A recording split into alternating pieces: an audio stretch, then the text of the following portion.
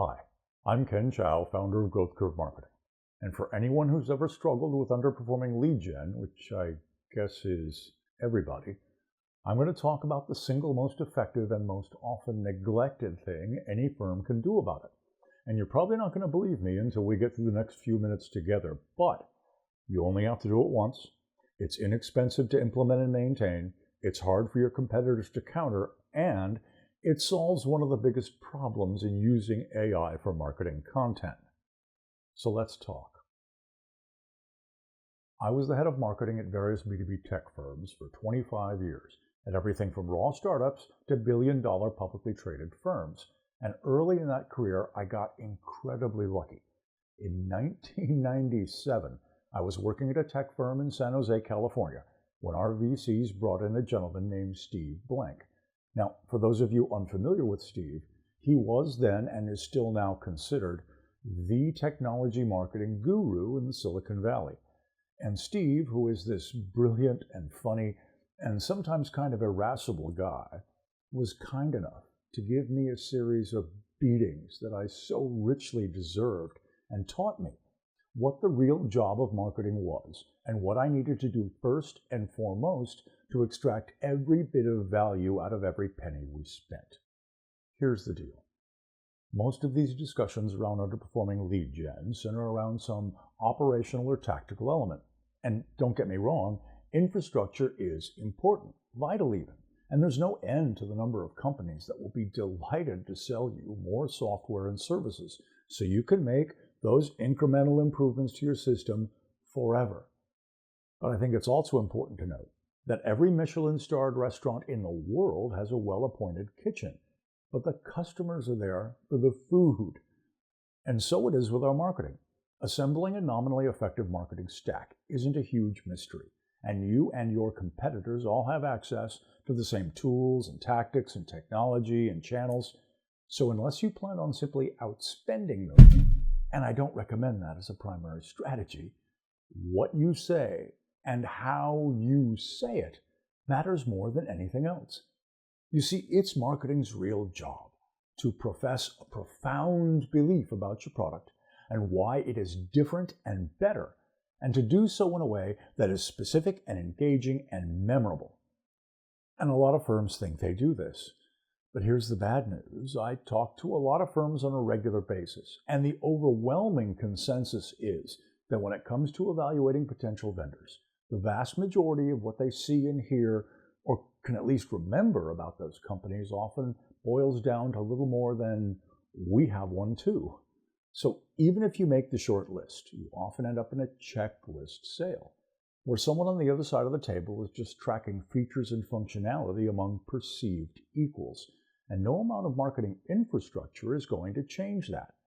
But if you did have the type of messaging and content that was truly specific and engaging and memorable, not only would you be able to attract more people into your pipeline to begin with, but by the time you engage directly with those prospects, you'd be able to have those conversations more on your own terms. That is, in the context of an advantage they know and remember you claim to have, and that you're now getting a chance to prove to them.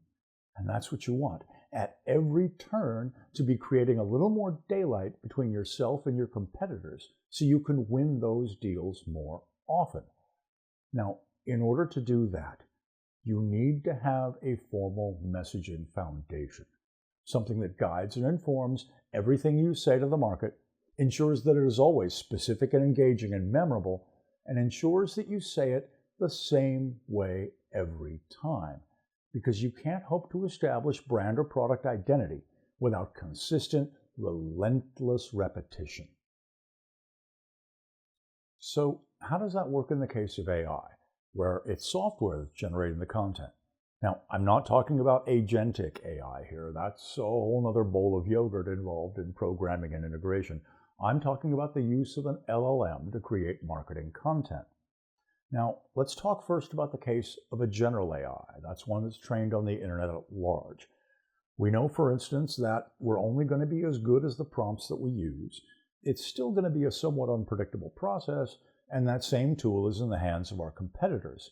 So the real trick is how a company in the same industry that sells to the same customers with the same problem using the same tool can keep from sounding the same. So here's what a foundation does for you. Because you have a very specific expressed perspective and associated phrasing related to your product and marketing and counter-competitive positioning, you're going to be able to optimize your prompts much more quickly so that the AI returns what it is that you want.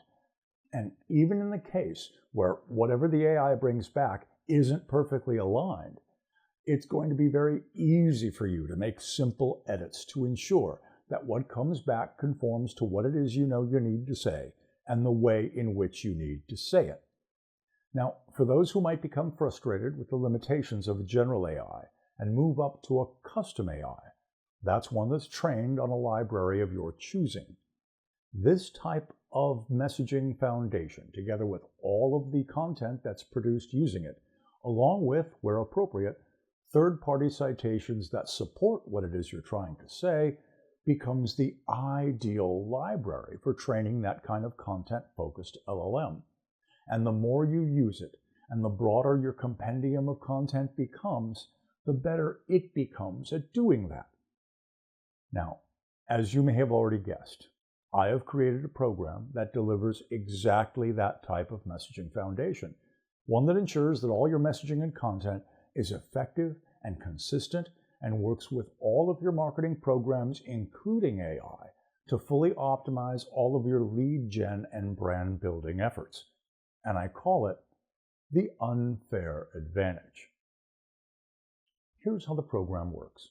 We need to create a messaging foundation that tells us what we say to whom about what and when, and how we ensure that it is always specific and engaging and memorable. And that begins with part one of the unfair advantage, the message map. The message map is there to ensure that anything that we put into our foundation is based upon real-world customer feedback. And that comes to us by way of a series of interviews and surveys that I conduct with a fairly broad range of people, but which focuses on the three groups whose opinions matter the most. Customers, people who regularly talk to customers, and, whenever I can get it, people who have said no to you, because that's some of the most interesting feedback you'll ever get. Now, once I have that, I sit down with your key staff, and we have what I guarantee will be a lively group discussion in which we together create a very specific set of words and phrases and sentences that completely describe the market, the people, the problem, the solution, the advantages, and the benefits for every different type of person in your selling cycle. It also includes complete product and counter-competitive positioning. And once we have that, that brings us to part two of the unfair advantage, the strategic content plan. I'm sure we're all familiar with the notion that people go through stages when they buy things, and that it's important that our content align with those stages. I have found it useful to focus on just three. The first is interest and awareness. That's where we first reach out to the target market and we say to them, we understand you and your problem, and we solve it in this unique and better way. We're making our bold claim. And that brings us to the second stage of content, understanding and belief, wherein we say to this same group of people, here is exactly how we do what we claim to do. And here are a bunch of people just like you who were successful doing just that. We're validating that bold claim.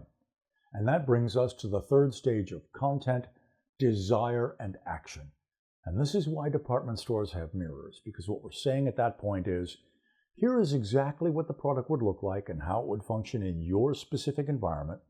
Here's how we ensure your success. Here's how we support you moving forward. And here's how you go about acquiring and implementing one of your own.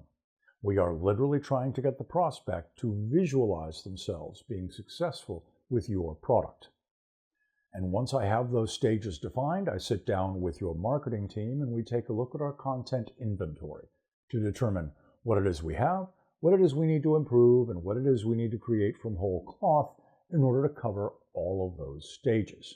And we sit down and create detailed descriptions of each piece we're going to make and the way we're going to make them, including how we're going to make them specific and engaging and memorable. And in fact, for several key pieces, we will probably create multiple versions so that we can test those assumptions. Now, regarding how we ensure that something is specific and engaging and memorable, that comes by way of a storytelling session that I do with your marketing team. You can read more about it down below. Once we've done that, that brings us to part 3 of the unfair advantage, the tactical content plan. Once again, I sit down with your marketing team and we create a calendar along with a set of associated milestones and deliverables that tells us when each piece will be delivered and how it will be implemented, including a testing regimen for those multiple versions we talked about just a moment ago. And once you have that, you have it. Your messaging foundation, the thing that's going to guide and inform everything you say to the market. Ensure that it is always specific and engaging and memorable, and that you always say it the same way every time. And that is going to allow you to attract more people into your pipeline, close them at a higher rate, and ensure that all of your marketing programs, including AI, are fully optimized to that goal. Now, if you have any questions at all about the program, all you have to do is contact me, and I'd be happy to answer them at length. Once again, this is Ken Chow at Growth Curve Marketing. I really appreciate you taking the time to listen, and I look forward to connecting soon.